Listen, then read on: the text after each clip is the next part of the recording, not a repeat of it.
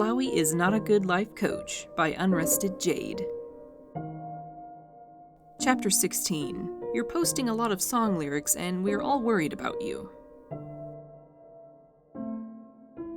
By the time Papyrus stumbled through the front door, there was no point in even going upstairs. He'd be getting up soon on a normal day.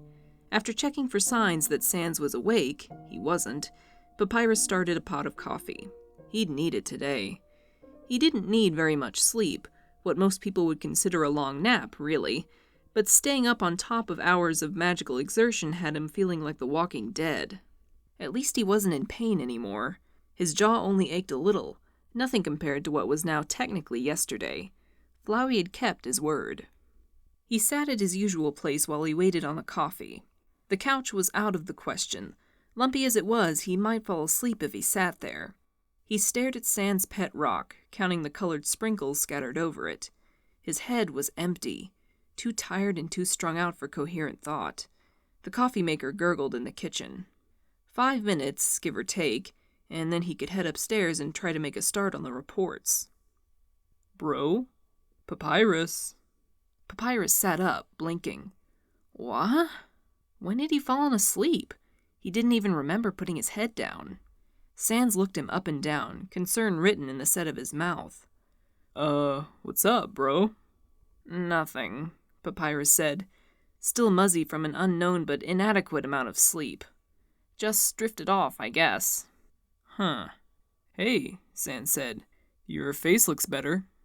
Papyrus's hand came up to his jaw on a strange impulse to hide it from view. I said I'd heal it once I was rested. That was a lot to heal. You sure you didn't overdo it a little? I'd rather be tired than sore, wouldn't you? If Papyrus had tried to heal his own injuries, it would have taken a couple of hours, if not longer, and left him completely drained. After his training session, he probably looked fairly convincing. Sans' brow ticked upwards a fraction of an inch as his gaze dropped to the floor at Papyrus's feet. You know, you're always nagging me about tracking snow onto the carpet. Papyrus followed his gaze to the damp patch around his boots, and the smaller patches leading from the table to the kitchen to the door. Sorry, he said. Forgot I still had my boots on. Usually he'd stamp the snow off on the welcome mat, but he hadn't wanted to make any noise. Where'd you go? Sans asked. Idle curiosity injected into his voice and posture. Wasn't sleeping well, Papyrus said. Went for a walk. He reached out to sweep some of the rock sprinkles onto his hand. It gave him an excuse to get up and move around. He wandered to the kitchen and dropped the stale sprinkles into the trash can. Sans scuffed along after him. In yesterday's clothes? While he was up and nearby, Papyrus supposed he might as well have that coffee. You do it all the time, he said, as he fished his favorite mug out of the drying rack. You're doing it right now. That's because I'm an unrepentant slob, Sans said, huffing. And I think we discussed how I feel about you biting my style. He watched Papyrus fix his coffee, frowning. Can't believe you slept in your clothes again. Or did you even go to bed? What does it matter? A sharp crack of bone on the tile rang through the air as Sans brought his hand down on the countertop. Because you need rest! Papyrus jumped, coffee sloshing over the rim of the mug onto his hands. It wasn't hot enough anymore to burn, but his gloves were soaked through. He sighed. Sans cleared his throat and, at a lower volume, said, Are you okay? I didn't mean to, Papyrus nodded. It's not hot. Even if it had been, bone was harder to scald than skin. It wouldn't have felt good, but it wouldn't have done any lasting harm. Setting the mug back down on the counter, he peeled his wet gloves off. He'd have to wash them before they stained. Sans leaned back against the counter, massaging his hand. You were out in the woods again, weren't you? It was more of a statement than a question. Did you stay out all night? But hey, guess you passed out on the table for God knows how long, he said, shrugging. So you're all good now, right? Don't use that voice at me, Papyrus said, irritation flaring up in his chest. He just wanted to drink his lukewarm coffee and get to work. Was he this annoying when he nagged Sans? Sans blinked. What voice? That voice you get. Like you think I'm still a kid or stupid or something. Sans used that voice on a lot of people, Not that they ever seemed to notice. Maybe Sans didn't notice either. "I don't think you're stupid," Sans said meekly. "I'm just... He trailed off with a helpless gesture. Silent kitchen hangout time was becoming a family tradition in record time. Anyway," Sans said, visibly pulling himself together. "We're missing a few things for this recipe I want to try, so I thought I'd go, do that. Anything you need while I'm out?" Papyrus sipped what was left of his coffee. "Nothing that isn't already on the list," he said, out of habit. His gaze caught the bare fridge door. He said, pinching the bridge of his nasal bone. "I forgot to make a list." Grocery shopping hadn't been a high priority lately. He usually kept a running list of things they needed or were running low on, in the hope that Sans would take it upon himself to pick up a few items now and then. Usually he didn't, but sometimes he did. Sometimes he even got everything on the list. For reasons Papyrus hadn't grasped until very recently, having a list to go off of seemed to make the chore easier for his brother. Right now, the thought of even looking through the kitchen to write a list out was too much. His exhaustion must have showed. If he looked half as bad as he felt, it was probably pretty obvious. Sans shrugged. "Don't sweat it, bro. I can handle it. It's just groceries." "Are you sure?" Papyrus supposed they could always go together, but on the other hand, having an hour or so alone was looking very attractive. He needed some time to gather himself. Maybe bathe, or at least change his clothes. "I'll be fine," Sans said, waving him off. "It's probably my turn anyway. You just take it easy." God, he must look terrible. While Sans was at the store, Papyrus showered and changed, and got started sorting through that heap of paperwork Undyne had left him with. He was glad to have something to do, even if it felt a little like he'd been put under house arrest. And even if what he'd been given to do was the definition of tedium. When he heard the door open, Papyrus took a break to help Sans put away the groceries.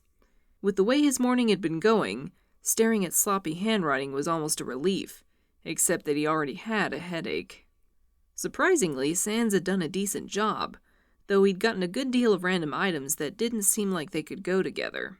As Papyrus sorted out things that needed to go into the cupboard from things that needed to somehow fit in the fridge, he spied a distinctive brown paper bag in amongst the rest. Papyrus picked it up, pulling it free of the bag. It was heavier than he'd expected, more of a jug than a bottle. He glared at it skeptically.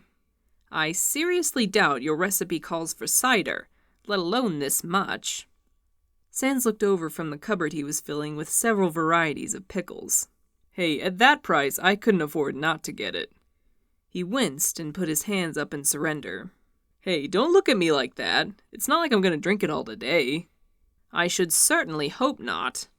Papyrus wasn't even sure if it were physically possible to drink that much at once, at least not without significant consequences. Neither of them had a liver to ruin, but even so... Once the groceries were squared away, Papyrus got back to work. With Sans volunteering to read the reports out loud and Papyrus transcribing, everything went much faster. By the time they stopped to fix lunch, they'd gotten through 9 reports.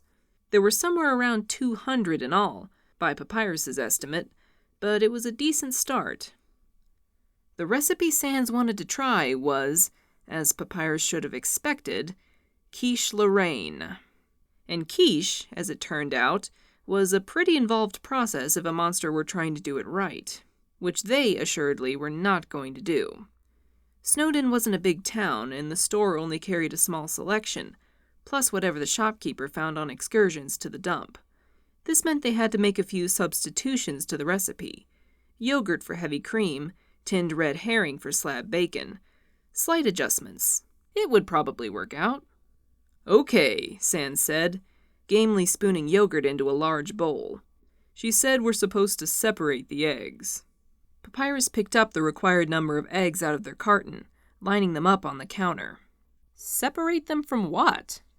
The lights in Sans' eye sockets went unfocused, face taking on a vacant expression. "You know," he said, "I have no idea. Probably should have asked." He picked up an egg, turning it over and over in his hands. "Separate them from the shells, maybe?" Papyrus didn't know what else he could possibly separate them from, though why Sans' mysterious recipe benefactor couldn't have told him to crack the eggs in plain language was beyond him. He wasn't sure if either of them were up for subtle trickery when they were just trying to make lunch. He cracked the eggs into the bowl and mixed them with the yogurt. Sans added the salt and pepper along with nutmeg? Well, Sans insisted that this woman was a good cook, even though he'd never actually eaten anything of hers. As a beginner himself, Papyrus wasn't in a position to question the seasonings, even though his instincts were telling him garlic and oregano were the logical choices. "Who's Lorraine?" he asked as he stirred.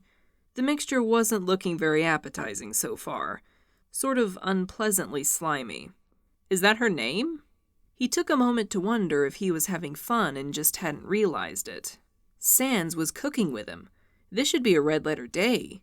And still, he couldn't recapture that feeling. He was almost happy, but it was washed out and gray. Maybe he was trying too hard. He put the thought from his mind and just stirred, watching the yolks mix in and disappear in the off-white of the yogurt. Sans blinked. "I don't think so. She doesn't strike me as the kind of person who names a recipe after herself. Somebody else must have, I guess."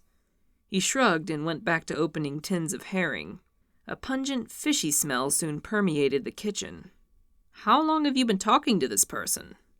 "I don't know. A few months." Odd to think it had been that long. Sans spoke of this person with more warmth than most of his acquaintances put together, but Papyrus hardly knew anything about her, other than she had a distinctive sense of humor and liked to cook. "You've never asked her name?" Sans layered herrings in the bottom of the pre-made pie crust. Evidently, she had given him instructions on how to make the crust, but Papyrus found himself agreeing with Sans' own assessment that he was not the kind of person who made crust from scratch. One step at a time. "I mean," Sans said, after a thoughtful moment, "I think she would have offered her name by now if she wanted me to know it, and after this long, it'd kind of be awkward to ask." He wiped his fingers on his jacket. "Doesn't really matter to me." Sans didn't elaborate any further, and Papyrus didn't press. He had to admit, he was curious about anyone who could get Sans to do something like this just by making him want to try. The best Papyrus had ever managed was nagging and arm-twisting Sans into some semblance of action. Or, lately, worrying him half sick. Once the makeshift custard mixture was poured over the herring, all that was left was to let the quiche bake. They did a few more reports while they waited. Papyrus studied the wedge of what was very nearly Quiche Lorraine on his plate, with no small measure of trepidation. It looked more or less the way he expected a quiche to look. The smell, though. The smell was interesting. "Well," Sans said, poking at his own plate, "I guess it looks all right." Mostly it did.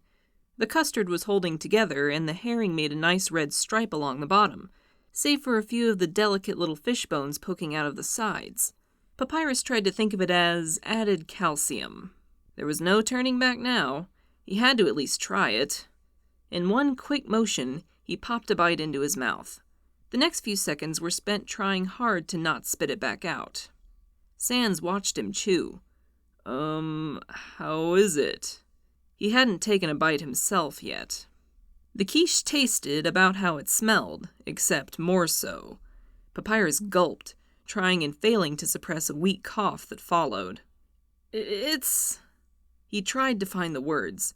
"It's not so bad," he said. Tears pricked at the corners of his eye sockets, but he persevered. He couldn't hurt his brother's feelings when he'd gone to all this effort. Sans brightened up at that. "Really? Because it smells like actual garbage." Papyrus nodded with what he hoped was an encouraging smile. "It's a little salty, but it could have turned out worse, I think." That was the honest truth. Heartened by this, Sans took a bite. Slowly, the lights of his eyes crossed. "Oh, my God," he said. "Don't talk with your mouth full," Papyrus said, trying to screw up the courage to take a second bite. "Am I dying?" Sans swallowed, with a half-second pause that made Papyrus worry that he'd somehow managed to choke even without a windpipe. "Oh my God, That was unspeakable, he said, pressing a hand to his chest as if to steady himself. You lied. Papyrus stared down his next bite. At this point, it was either him or the quiche. He couldn't back down from this challenge. I said it could have been worse, he said. At least it wasn't very sweet. It was still slightly sweet, though, which was odd and didn't seem right. There were a lot of things not right about this quiche. Sans hummed doubtfully while Papyrus crunched up another mouthful of baked fish and the attendant bones. In retrospect, Sans said, vanilla yogurt was probably a mistake. Should have stuck with plain. Papyrus nodded and swallowed. That would explain the weird, desserty flavor he hadn't been able to identify. There is room for improvement, he said. You don't have to keep eating it, Sans said, watching him take another bite. It's god-awful. Somehow the taste got worse the more he ate, but Papyrus refused to admit defeat to a pastry, no matter how foul. I said it wasn't that bad. Sans had made a meal with him, a new recipe no less. So what if it tasted like despair and bad choices? Papyrus would eat the entire damn thing if he had to. The going got easier the closer he got to the crust. He found he was getting used to the taste. Not that he was ever going to like it, but familiar terrible was more manageable than new terrible. Once his sense of smell gave out, he was nigh unstoppable. Whoa! Sans gaped as Papyrus polished off the last few crumbs on his plate. That was amazing. A tiny spark of accomplishment ignited in Papyrus's chest. He slammed his fork down on the table. Cut me another piece! Sans met his gaze across the table and grinned. Don't be a fool! He stood with a dramatic flourish. No one could survive a second piece. The great Papyrus will not lose. Lorraine! Papyrus pointed an accusing finger at the quiche lurking in the middle of the table. Your reign of terror ends here. With great solemnity, Sans walked into the kitchen, returning with the bottle of cider and 2 glasses. I can't let you do this alone, bro, he said. I unleashed this abomination. I gotta take responsibility. Papyrus didn't argue as Sans cut another generous wedge of quiche and placed it on his plate. If it made his brother happy, he didn't care. Even if he spent the rest of the day sick, it would be worth it. But he really was going to need a drink if he was going to make it through another ordeal like what he'd just weathered. Sans alternated bites of quiche and swigs of cider, making a different amusing face each time. Ugh, he said, after a few gulps. Where did this stuff come from? Someone's bathtub? It's possible, Papyrus said. I suppose you get what you pay for. It was fairly nasty, he had to admit. He wasn't even sure if it was actually cider. If someone had told him he was drinking paint thinner, he'd have believed them. It did a good job of burning away the taste of the quiche, though. In the end, Papyrus wasn't sure exactly how much quiche they'd each eaten, but after close to an hour of steady work, the pie pan was empty. Take that, Lorraine, Sans said, emptying his glass for the 3rd time. Ain't nobody messes with us. Papyrus sat back, glowing with victory and vision blurring slightly. At last, he said, the world is safe again. That's right. We're unfucking-stoppable. Sans leaned back in his chair and smoothly toppled over backwards. His momentum carried him through a graceless somersault. Papyrus stood, bracing himself against the table. Are you all right? He walked unsteadily over to Sans, who was lying on his face and giggling into the carpet. Bro, I don't think I can read, Sans said, voice muffled against the floor. You just want to watch TV? Papyrus nodded, which made the room tip to one side. Yes, he said, once he realized Sans couldn't see the gesture. Yes, I think that would be best. So much for being productive today. Well, if Undine had put it off for so long, another afternoon wouldn't make a great deal of difference. By an unspoken agreement, they'd both settled on the floor, using the couch as a backrest. The television cast a cool light over the room as they let the afternoon pass by. Somewhere in the back of his mind, in a small corner that wasn't yet saturated with alcohol, lurked the thought that he'd almost certainly had too much to drink, and should probably stop. After all, the quiche was gone, along with his need, however tenuous it had been, for the cider. One more swig filled that corner up nicely, and he handed the bottle back over to Sans. This went on for 1.5 episodes of Cooking with the Killer Robot, the bottle slowly but steadily growing lighter. "I don't get it with this guy," Sans said, slurring a little. "Doesn't even have a mouth. It's with all the cooking shows." Papyrus shrugged. "Maybe he likes making it, even though he can't eat. It's fun. Seems kinda pointless." Papyrus, had he been sober, might have been able to make an argument to the effect of that inspiring other monsters to try cooking was the point, immaterial of whether Mettaton could eat what he was making himself. But he wasn't sober, and it was too many thoughts to string together. He said instead. They lapsed back into a comfortable silence. "So," Sans said after a while, "I think you should stay in tonight. Take a break from that magic shit." Lord, not this again. "Why's that?" Sans gave him a sidelong glare. "'Cause you're making yourself sick. Your bruises are gone, but you still look like crap." He took a long pull from the bottle and handed it back. "Even you need to rest now and then, and you won't do it." "Thanks for that." Papyrus swirled the cider in the bottle, watching it spin into a little whirlpool. He'd long passed the point of being buzzed. On the rare instances when he did drink, he was always the responsible one, always knowing exactly where to stop. Right now he was well and truly drunk, and not having much fun being so. He took another drink, passed the bottle back to Sans. "It's true, is all. What's the point of doing this to yourself, huh?" Sans didn't hesitate, draining half the bottle's remaining contents, head thrown back. He took a moment to regard the bottle, idly picking at the label. "Doesn't flare up as bad if I'm tired enough," Papyrus said. Which was true. That itching feeling had been gone all day, and even yesterday's incident hadn't pushed him over the edge. He'd been able to hold his magic down even through the pain. Flowey could be right or wrong about whether their new nightly practice would help him get back the control he used to have, but in the meantime the constant exhaustion would keep him from hurting anyone.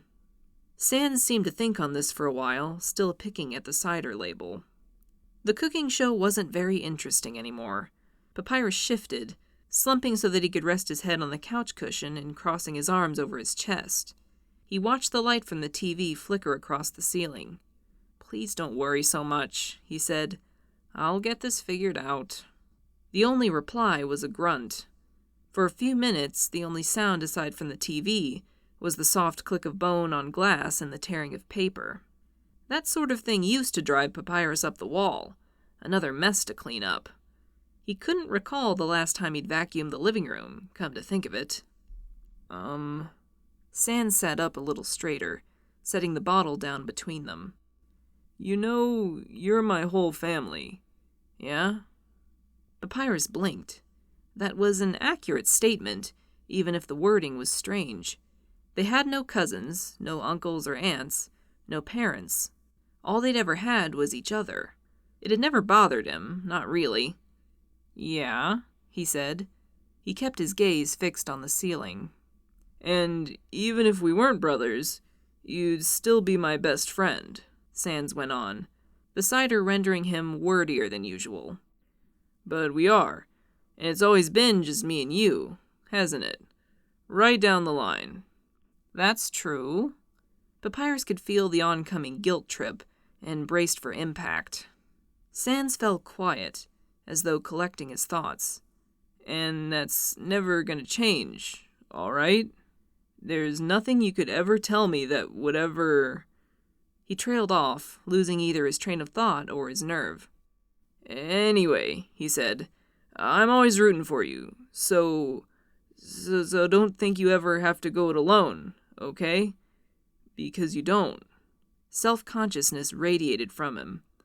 Tipping over against Papyrus's shoulder, he flashed a goofy smile. "I love you, bro." There it was. If Papyrus had felt bad before, he felt 1,000 times worse now. He reached out to catch the cider bottle before Sans knocked it over, and set it aside. Neither of them needed another drop. "Love you too," he said, sitting up and dislodging Sans. He drew his legs up to his chest and stared ahead at the TV without really seeing it. "Ugh!" Sans' voice wasn't given to loudness, but for all it was more of a creaking groan than anything else, it was jarring. "Stop it!" he said, grabbing Papyrus's arm and doing his best to shake him. "Stop it! Stop it!" "What?" Papyrus snapped, turning to glare at him since he couldn't really avoid it any longer. His annoyance evaporated at the look on Sans' face. "Why won't you talk to me?" There were 1,000 things Papyrus could say to that, and it was an effort to not blurt out the wrong one. The only safe answer was none at all. "Why is every day bad?" Sans broke the stare, his gaze sliding away as he heaved a sigh. Seconds became minutes, and Papyrus thought that perhaps that was the end of the matter. But at last, Sans sighed again. "Time is a flat circle." And Sans was officially too drunk for cogent thought. Papyrus moved to stand. Maybe they needed coffee or something. Some water, at least. "No," Sans said, grabbing Papyrus by the wrist and hauling him back down. "I'm trying to be serious. You asked." "You're not making sense." Sans could be confusing even while sober, but the weird non-sequiturs always got worse when he'd been drinking. Generally, it was some of his sci-fi rambling, alternate universes and string theory, and other concepts that sailed over Papyrus's head. This was nothing new. "Don't worry about it," Sans said, leaning back against the couch. "It doesn't matter." He chuckled. "Kinda like everything else I do. Get it?" He looked over at Papyrus, lopsided grin tacked on. He said. "I guess it wasn't a very good joke." This was new. Papyrus sat up, his own concerns forgotten. "What do you mean?" A tight knot of worry took up residence under his ribcage. The grin slipped, too heavy to hold up. "Well now, if you're gonna make me explain the joke, it really won't be funny." Sans gathered up a handful of label bits and tossed them into the air like sad confetti. "Nothing I do matters," he said, as the paper floated down around them. "At all." That's not true. Papyrus didn't know what else to say. If he tried to talk too much, he was sure he'd start crying, and that wouldn't help anything. "It is, though." Sans tapped his fist against his chest. "I know so. Believe me, bro, I tried real hard to convince myself different." He shrugged. "Even this doesn't matter in the long run. Dunno why I'm still so broke up over it," he said, and rasped out a single humorless laugh. "That's unfair, don't you think? All the bad parts still suck as much as ever, even if it feels like the millionth time that it's happened. But anything good is just gray." Oh, he was not going to be able to keep it together much longer. Hearing his brother talk as though he were on the edge of falling down was far more than Papyrus was prepared to deal with. "How long?" he asked, past the hand he'd pressed to his mouth. "Honestly couldn't tell you, bro," Sans said, palms turned upwards like he was about to do a magic trick. "Kind of a meaningless question. No offense." "What do you mean?" Papyrus repeated, getting more frantic by the second. He felt like there was a crucial detail he kept missing, some code he wasn't breaking fast enough. Sans looked older somehow, frailer, dry as tinder and hollow as a drum. "Nothing," he said. "I just don't know when it all started. Can't remember. Feels like forever." "You never said anything." Papyrus hadn't noticed, not in all that time. Clueless. Selfish. "Didn't see the point. Why worry when you can't fix it?" Sans grinned. "It's okay, Papyrus. I'm fine. I just kinda wanna not exist. That's all. It's just one of those..." Papyrus didn't know how Sans planned to finish that sentence, and didn't care. He dragged Sans into a hug, barring his arms around his brother as though whatever was in Sans' skull making him think these things were a physical threat that he could ward off. He was dimly aware that he was crying. He didn't know what else to do. "Hey," Sans said, muffled against Papyrus's shirt. "Don't start that. You know I'm a weepy drunk, damn it." "I'm sorry," Papyrus sniffled. "I'm sorry." With an effort, he loosened his grip, visions of bones soft and crumbly as chalk marching through his mind, of hopelessness, cancerous, filling up every crack. He'd always had to be more careful around Sans. There were so many ways he could get hurt, so many ways he could get sick. But what could he do about this? What could he do? Wriggling an arm free, Sans patted Papyrus's back in a lame sort of comfort. "Hey," he said again, quietly. "I'm not going to do anything to upset you, all right? I would never put you through that." Papyrus shook his head. The thought alone was bad enough. He didn't want to hear about it, but he'd left Sans alone with this far too long already. "Why do you want to?" he asked, voice gone croaky. "It's not that I want to," Sans said, and it was a blessing that their positioning meant they couldn't really look at each other. "It's just, it would be easier sometimes.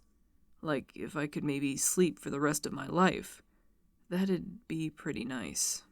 He sighed and seemed to shrink in on himself, smaller in Papyrus's arms. "I'm real tired, bro." The worst part, Papyrus thought, as he tried and failed to get any words at all past the lump in his non-existent throat, was that he could understand. That particular idea hadn't crossed his mind, but Sans had been fighting a lot longer than him. How tired could a person get before they were too tired? He had the sudden, clear realization that he could never unknow this. It would eat at him and keep on eating at him. He couldn't unhear what he'd heard. And he couldn't fix it. Sans was right about that. Sans worked his other arm free and hugged him back. "Sorry," he said. "This is kinda why I didn't want to tell you. But, His fingers snagged on Papyrus's shoulder blade as he clutched the fabric of his shirt.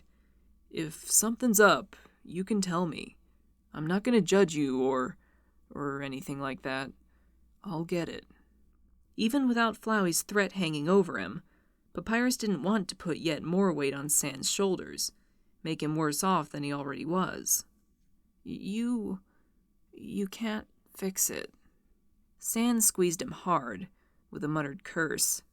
Then he shook himself free and stood, wobbling and unsteady. "Come on," he said, grabbing Papyrus's hand and pulling. Papyrus sat up and stared at him. "What?" he said, watching Sans haul on his arm. "Come outside," Sans said, leaning back with all his weight trying to get Papyrus up. "Stand up and stop making me look like a dumbass." What was outside? Papyrus tried to keep a hold of Sans as he pushed himself upright, to keep his brother from falling over. Somehow he managed, even with his own sense of balance in shambles. It was good that they lived on the edge of town. There was no one around to see them tear-stained and sloppy drunk, wandering barefoot through the snow. They walked down the road east of town, far enough that the warm breeze of waterfall could be felt, stirring up a dense fog off the river. Papyrus was at a loss, confusion edging out some of the misery. "What are we doing out here?" Sans stopped. "There's something I need to show you," he said. "But, yes?" Papyrus met his stare, mystified and a little scared. What was going on? "You have to promise you won't freak out,"